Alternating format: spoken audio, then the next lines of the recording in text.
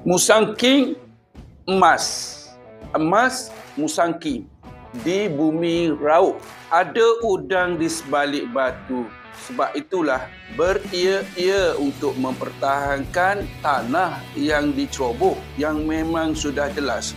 Keadaan ini adalah bersalahan dengan peraturan kerajaan negeri. Menurut berita yang dikeluarkan 18 April 2025 ini, kebun Musang King di sini sangat bernilai tinggi kerana bukan sahaja tanah yang subur, malah di sebalik itu ada pelbagai kandungan mineral yang berharga. Menurut Presiden Institut Geologi Malaysia mengatakan kawasan ini terletak di Jalur Emas 2 dan sekitar Jalur Emas berkenaan merupakan zon pemineraan yang kaya dengan pelbagai mineral.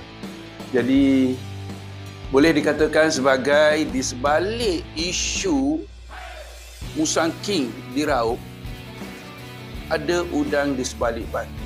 Wah, dua-dua lumayan.